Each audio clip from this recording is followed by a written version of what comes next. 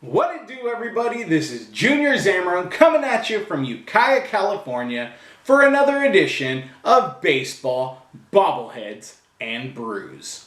On today's show, we're going to be talking about the man who threw the first perfect game in Oaktown history. Then we're going to be talking about two limited edition bobbleheads from Forever Collectibles. And finally, we're going to be talking about a brew out the East Bay. In the words of famous ring announcer Michael Buffer, let's get ready to rumble!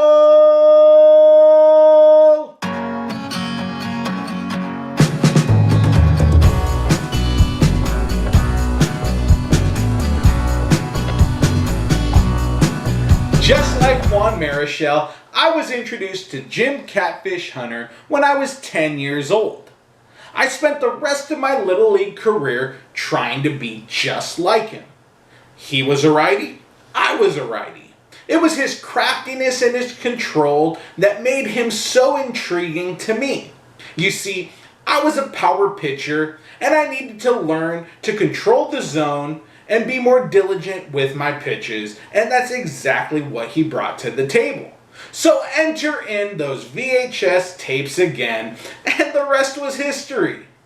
Catfish Hunter played for the Kansas City/Oakland Athletics and the New York Yankees. He was a 5-time World Series champion, 3 of those with the Oakland A's and 2 with the Bronx Bombers. He was an 8-time All-Star and the recipient of the 1974 AL Cy Young Award. He threw the first perfect game in Oaktown history back in 1968 and was enshrined into Cooperstown in 1987. He had his jersey retired by the Oakland A's and was a part of the inaugural class of the Oakland Athletics Hall of Fame. Catfish was just 19 years old when he began playing for Charlie Finley's Kansas City Athletics back in 1965. He then became a leader of the Mustache Gang and helped lead them to 3 consecutive World Series titles from 1972 to 1974.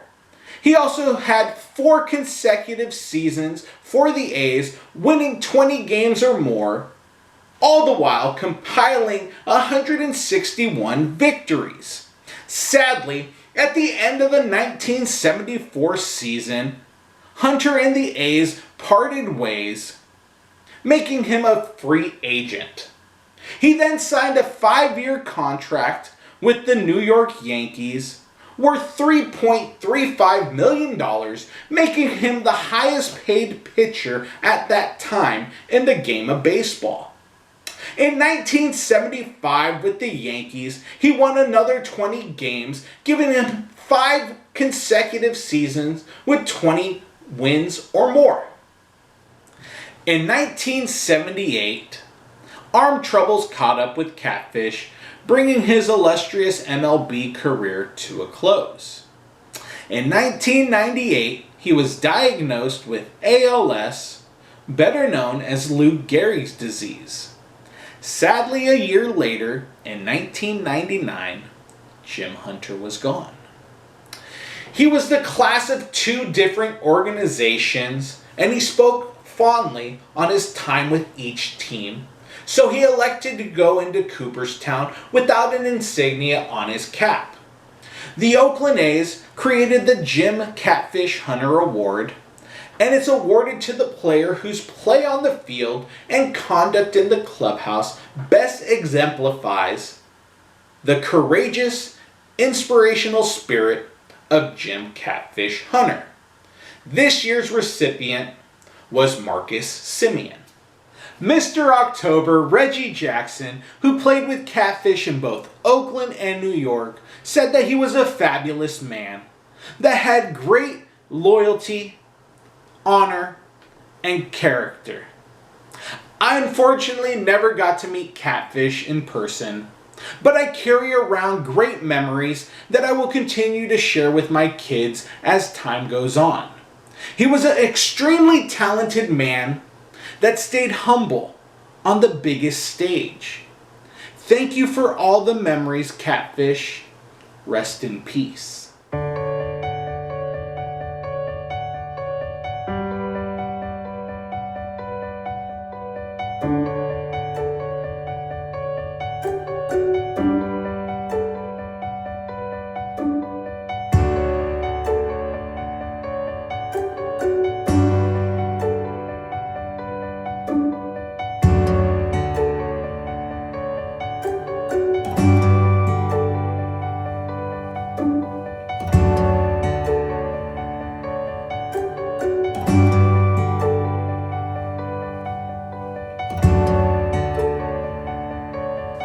This week's bobbleheads come from Forever Collectible.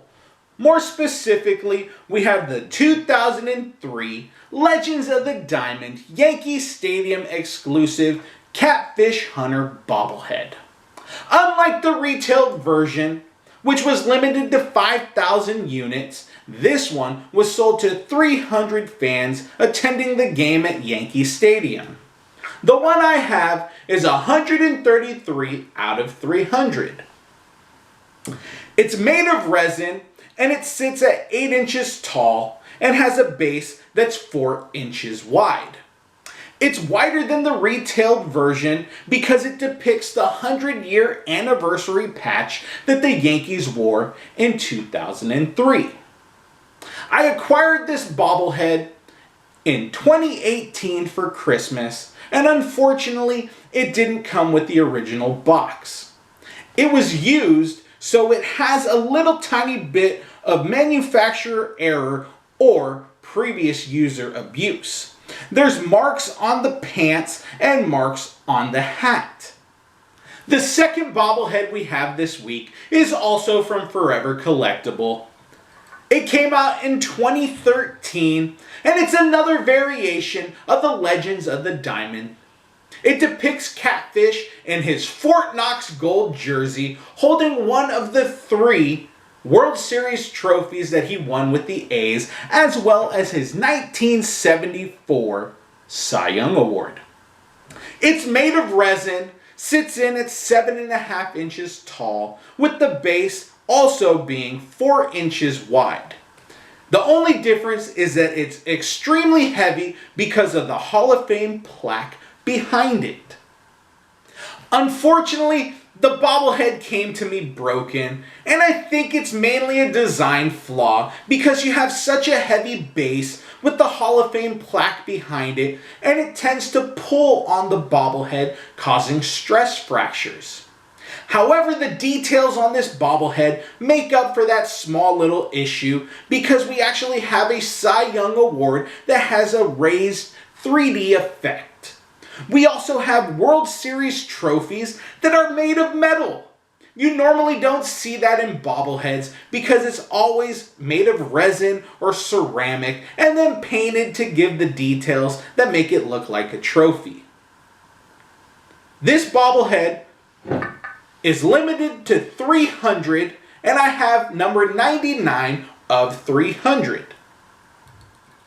I hope the folks at Forever Collectible are listening today because I would love to see another Legend of the Diamond Catfish Hunter bobblehead made, depicting Catfish in his pinstripes holding his other 2 World Series trophies, thus completing my Jim Catfish Hunter sub-collection.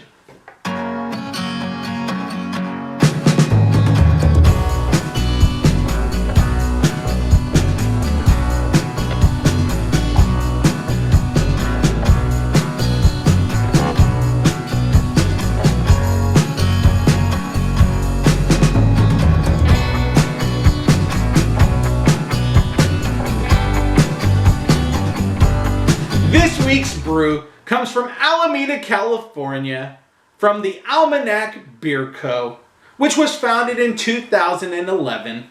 They focus on a farm-to-barrel brewing that utilizes quality ingredients to create beers inspired by brewing traditions from around the world. They get their name from the Farmer's Almanac, which has been printed every year since 1818. In 2018, after 7 years of partner brewing, they were able to acquire their own facility on an old naval air base on Alameda Island.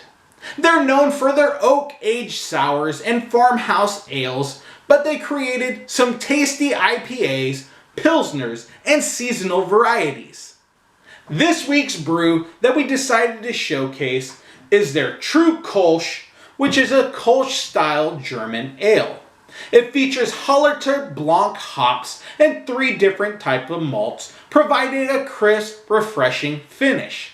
The Hallertau hop comes from the 4 Noble hop family, but the Blanc variation comes from the Cascade family. The 3 malts that are used in this beer are Cologne, Chloroform, and Vienna. Each one brings a different aspect to the body of the brew. The Cologne malt is the traditional one used in the Kolsch ales, while the Vienna brings a toasty golden flavor to the beer. Let's see if this one has a toasty flavor when we crack this bad boy open.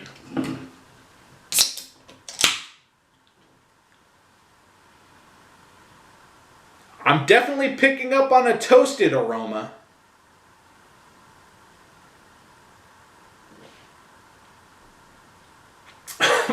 But that's not toasty at all.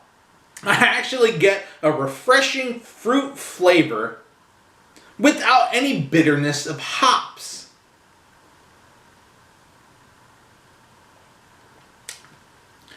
It reminds me of a dry white wine, very crisp, and has a very smooth finish. This beer reminds me of my favorite beer from Pyramid Brewery, which is Curveball. It is also a Kolsch-style blonde ale, but this one doesn't have as much of a robust flavor. But don't get me wrong, it's really crisp and refreshing. Out of all the beers that I've tried on this show so far, this might be my new favorite brew. I just wish that breweries would go back to bottling beer rather than using aluminum cans. I'm not sure what it is, but cracking open a bottle of beer on a hot summer day just hits different. It's sort of like when you drink a beer from a tap, it's just so much better. And with the current aluminum shortage, here's hoping that breweries will go back to the retro feel on your modern day brew.